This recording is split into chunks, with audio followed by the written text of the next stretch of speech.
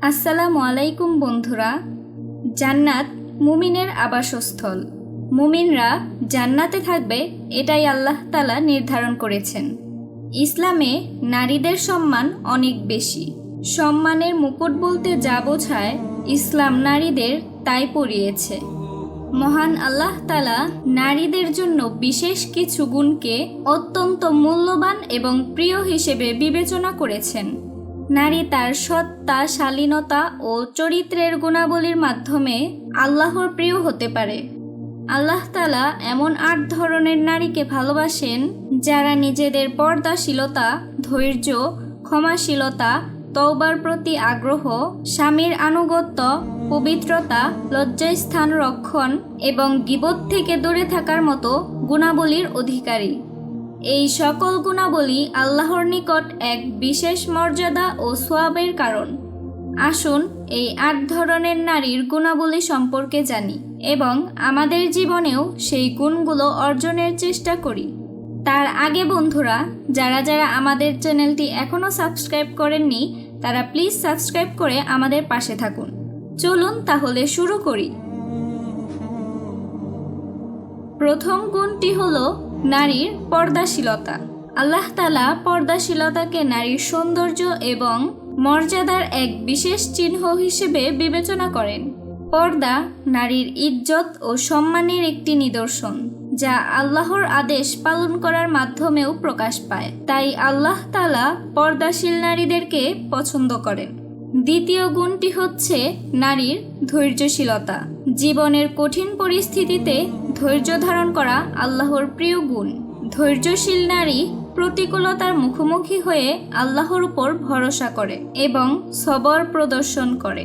তাই মহান আল্লাহ তাআলা ধৈর্যশীল নারীদের বেশি পছন্দ করেন। তৃতীয় গুণটি হচ্ছে নারীর ক্ষমাশীলতা। মহান আল্লাহ সেই নারীদেরকে ভালোবাসেন যারা অন্যের ভুল ক্ষমা করতে জানে এবং কষ্ট পেলেও প্রতিশোধ গ্রহণ না করে উদারতা দেখায়। ক্ষমাশীলতা তাদের হৃদয়কে কোমল করে এবং পারিবারিক ও সামাজিক সম্পর্ককে মজবুত করে তোলে। তাই মহান আল্লাহ তাআলা ক্ষমাশীল নারীদেরকে অনেক পছন্দ করেন। চতুর্থ গুণটি হচ্ছে নারীর তওবা করা। তওবা আল্লাহর কাছে ফিরে যাওয়ার একটি গুরুত্বপূর্ণ পথ। এমন নারীরা যারা নিজেদের ভুল থেকে শিক্ষা নিয়ে বারবার আল্লাহর কাছে ক্ষমা প্রার্থনা করে এবং আল্লাহর পথে ফিরে আসে, মহান আল্লাহ তাআলা তাদের অন্তরের পবিত্রতা এবং আলোকিত হৃদয়কে পছন্দ করেন। পঞ্চম গুণটি হচ্ছে স্বামীর আনুগত্য। ইসলাম ধর্মে স্ত্রীদের জন্য স্বামীর প্রতি কর্তব্য পালনকে অত্যন্ত গুরুত্বপূর্ণ হিসেবে বিবেচনা করা হয়। যে নারী স্বামীর প্রতি দায়িত্বশীল ও শ্রদ্ধাশীল, সেই নারী আল্লাহর কাছে অনেক প্রিয়। তাছাড়াও এর মাধ্যমে পরিবারের শান্তি এবং একে অপরের ভালোবাসাও বৃদ্ধি পায়।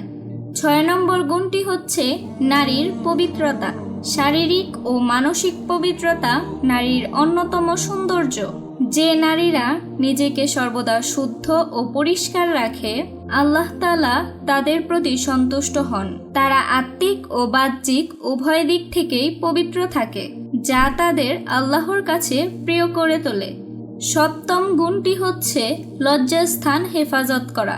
ইসলাম নারীদের জন্য শালীনতা বজায় রাখতে এবং নিজেদের মর্যাদা রক্ষা করতে উদ্বুদ্ধ করে। যে নারী নিজের লজ্জাস্থান হেফাজত করে, সে তার নিজের জন্য এবং আল্লাহর আদেশ পালনে সচেষ্ট থাকে, যা আল্লাহর সন্নিকটে অনেক প্রশংসনীয়। অষ্টম ও সর্বশেষ গুণটি হচ্ছে গীবত থেকে বিরত থাকা। সকল প্রকারের গীবত থেকে বিরত থাকা আল্লাহ তাআলার নির্দেশিত একটি গুরুত্বপূর্ণ গুণ। যে নারী গীবত করে না, সে অন্যের প্রতি সহানুভূতিশীল ও সম্মান প্রদর্শনকারী হিসেবে নিজেকে প্রতিষ্ঠিত করে, যা আল্লাহর কাছে অত্যন্ত প্রিয়।